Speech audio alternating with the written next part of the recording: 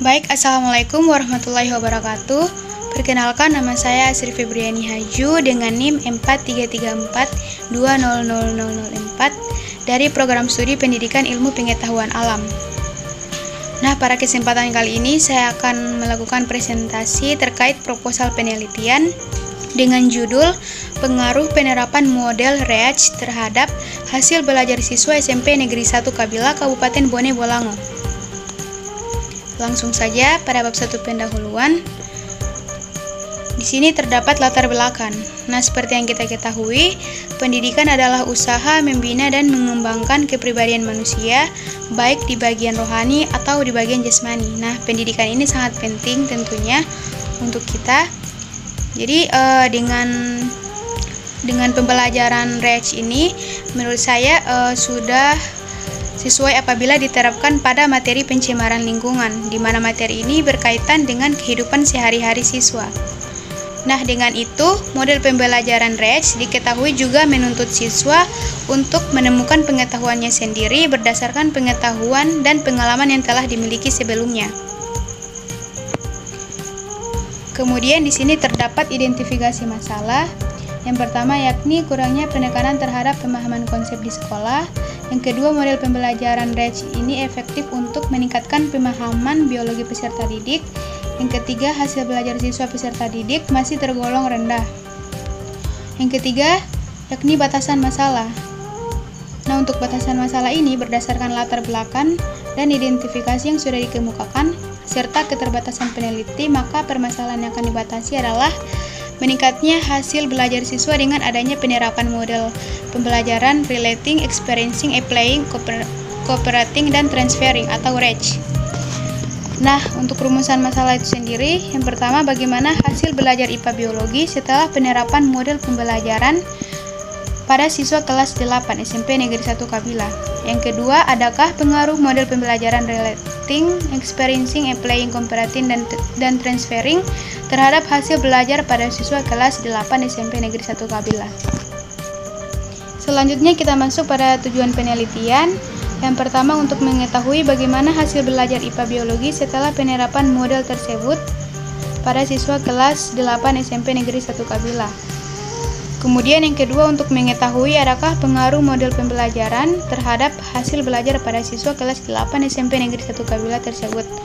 Untuk manfaat penelitian itu sendiri bagi guru yakni sebagai bahan referensi guru untuk memberikan konsep pembelajaran biologi dengan menggunakan model pembelajaran, kemudian pada siswa menumbuhkan dan meningkatkan aktivitas siswa dalam pembelajaran, dan yang kedua membantu siswa memahami konsep-konsep pada materi yang ada. Selanjutnya kita masuk pada bab 2 kajian teori. Yang pertama yakni deskripsi teoritik.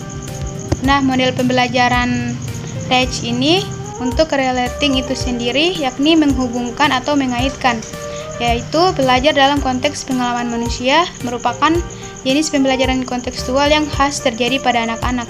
Kemudian yang kedua, experiencing atau mengalami, yakni belajar dalam konteks eksplorasi, penemuan, dan penciptaan yang merupakan jantung pembelajaran kontekstual. Yang ketiga yaitu applying atau menerapkan. Nah, di mana belajar dengan memadukan pengetahuan dengan kegunaannya. Yang keempat yaitu cooperating, yakni bekerja sama, belajar dalam konteks interaksi kelompok. Dan yang kelima yaitu transferring atau mentransfer, yaitu belajar dengan menggunakan pengetahuan dalam konteks baru, yaitu para peserta didik yang belajar dengan pemahaman juga dapat mentransfer pengetahuan. Selanjutnya yaitu model pembelajaran. Nah, untuk model pembelajaran itu sendiri ialah kerangka konseptual yang digunakan sebagai pedoman dalam melakukan pembelajaran yang disusun secara sistematis untuk mencapai tujuan belajar yang menyangkut sintaksis, sistem sosial, prinsip reaksi, dan sistem pendukung. Nah, pengertian dari hasil belajar itu sendiri yakni merupakan kemampuan yang diperoleh individu setelah proses belajar berlangsung. Yang ketiga yaitu materi. Nah, materi yang kita ambil sini yakni pencemaran lingkungan. Seperti yang terlihat pada slide ini. Kemudian dari materi pencemaran ini dia terbagi atas 4, ada pencemaran udara, pencemaran air, pencemaran tanah, dan pencemaran suara. Selanjutnya yakni penelitian yang relevan. Nah, berdasarkan penelitian yang telah dilakukan oleh Rahmadon bahwa proses pembelajaran dengan menggunakan model REACH dapat mengembangkan kemampuan berpikir kritis siswa. Hal ini dibuktikan dengan hasil uji hipotesis mengenai kemampuan berpikir kritis diperoleh T hitung lebih dari T tabel, yaitu 2,01 lebih besar dari 1, yakni 69 berada pada daerah penolakan. Berikutnya yaitu kerangka berpikir seperti yang terlihat pada slide. Nah, selanjutnya hipotesis. Dalam penelitian ini dapat dikemukakan hipotesis penelitian yang merupakan jawaban sementara adalah hipotesis kerja atau hipotesis alternatif, yaitu model pembelajaran REACH memiliki pengaruh terhadap hasil belajar siswa kelas 8 SMP Negeri 1 Kabila. Kemudian kita masuk pada bab 3 metode penelitian yang terbagi atas beberapa yang ada di slide tersebut. Yang pertama yakni tempat penelitian. Penelitian ini dilaksanakan di SMP Negeri 1 Kabila, Jalan Alwi Abdul Jalil Habibie, Kelurahan Oluhuta, Kecamatan Kabila, Kabupaten Bone Bolango. Jenis penelitian yakni di sini adalah penelitian eksperimen semu atau disebut kuasi eksperimen. Nah, eksperimen ini disebut kuasi karena bukan merupakan eksperimen murni tapi seolah-olah murni. Selanjutnya yaitu variabel penelitian. Seperti yang kita ketahui, variabel menurut Singarimbun adalah segala sesuatu yang berbentuk apa saja yang diterapkan oleh penulis untuk dipelajari sehingga diperoleh informasi tentang hal tersebut, kemudian ditarik kesimpulannya.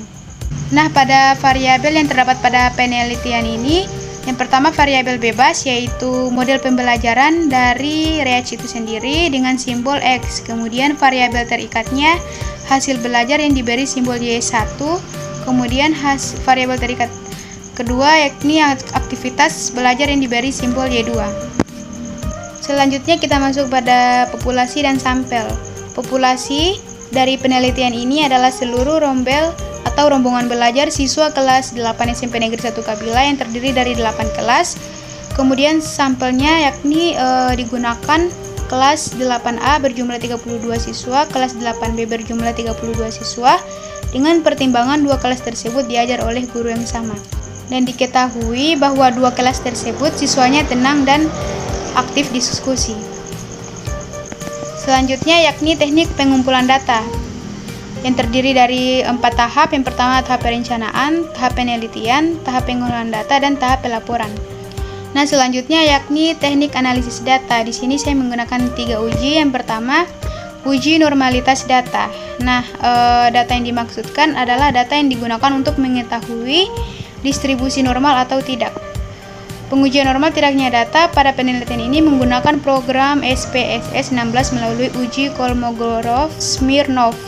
Yang kedua yaitu uji homogenitas, yakni pengujian tersebut dilakukan karena peneliti akan menggeneralisasikan akhir penelitian atau hipotesis yang dicapai pada sampel terhadap populasi.